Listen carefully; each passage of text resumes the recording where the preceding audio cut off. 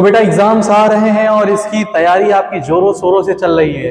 Expected है आपके pre boards हो चुके होंगे, तो अभी आपके पास बहुत ज्यादा टाइम नहीं, सिर्फ 1.5 महीना बचा है।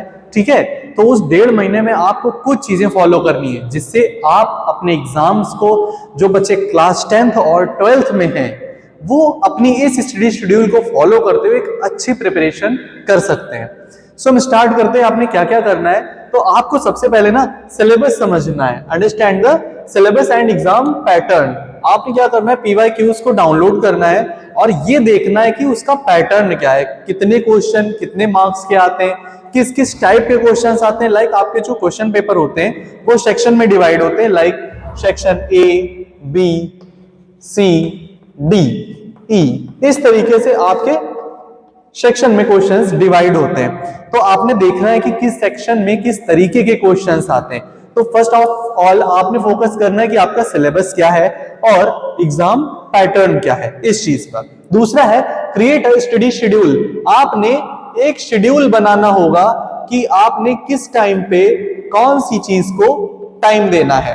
आपने शेड्यूल बनाना होगा, लाइक 2 दिन आपने साइंस पढ़नी है 2 घंटे, या आप अपना कोई भी एक टाइम टेबल, एक शेड्यूल बना सकते हो जिसमें आप सारे सब्जेक्ट्स को इंक्लूड करोगे इन अ वीक। तो आपको सारा शेड्यूल सेट करना है। थर्ड चीज कि मेक शॉर्ट नोट्स। आपने क्या करना है, पढ़ तो भाई बहुत लिया, अब मटेरियल बहुत ज्यादा हो चुका है, लेकिन रिवीजन करना है। तो रिवीजन के लिए वर्क में आएंगे आपके यही शॉर्ट नोट्स जो आपने बनाए हैं।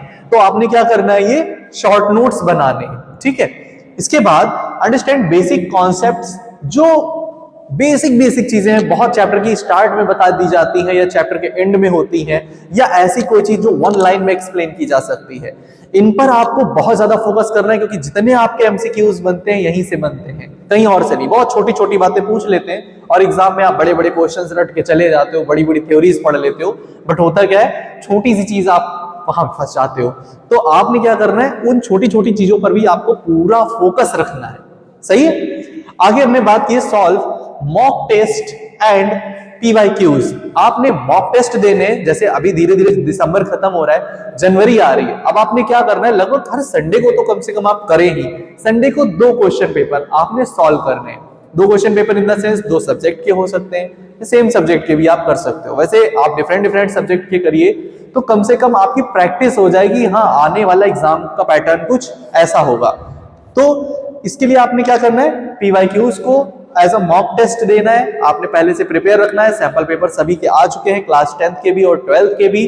तो आप सैंपल पेपर डाउनलोड करके अपना टेस्ट दे सकते हो बाकायदा 3 घंटे का टाइमर लगाते हुए। नेक्स्ट है रिवीजन रेगुलरली। अब आपने ना रिवीजन भी करना है। रिवीजन करना है कहां से, देखो सैंपल पेपर मार्केट में बहुत से आ चुके हैं, तो सैंपल पेपर्स उठा लेने जिसमें वो 10 साल के 15 साल के काफी ज्यादा बोर्ड के क्वेश्चंस डाल देते हैं। एंड NCERT बुक्स, इस चीज को आपको बिल्कुल इग्नोर नहीं करना है। आपने NCERT से एक लाइन एकदम दिमाग में बिठा लेनी है, रट लेनी। तो NCERT का आपका एक क्वेश्चन सॉल्व होना चाहिए, उसका सॉल्यूशन होना चाहिए आपके पास, और उसके जितने शॉर्ट नोट्स हैं, फॉर एग्जांपल उसके MCQs हैं, शॉर्ट क्वेश्चंस हैं, ये भी आपको वेल प्रिपेयर होने चाहिए। एंड लास्ट हम बात करेंगे focus on repeated questions. Most important आपने क्या करना है, वो जो आप सैंपल पेपर लेकर आए हैं, इनसे आपको रिपीटेड क्वेश्चंस ढूंढने की, कौन से ऐसे क्वेश्चंस आ रहे हैं जो बार बार रिपीट हो रहे हैं। तो आपको फोकस किस पे करना है, रिपीटेड क्वेश्चंस पे फोकस करना है। सबसे ज्यादा रिपीटेड क्वेश्चंस कौन कौन से आते हैं, तो इन पे आपका ज्यादा फोकस होना चाहिए। तो इससे आप अपने एग्जाम की एक अच्छी सी प्रिपरेशन कर सकते हो। एंड आई होप आप इस पैटर्न को समझ गए होंगे, इसको आप फॉलो करिए। सो इन्हीं टिप्स को फॉलो करते हो बेटा आपको अपने एग्जाम्स देने हैं, अच्छे से प्रिपरेशन करनी है। आई एम 100% श्योर आपका एग्जाम सबसे अच्छा जाने वाला है। You are the brightest future of the India. Best of luck for your exams.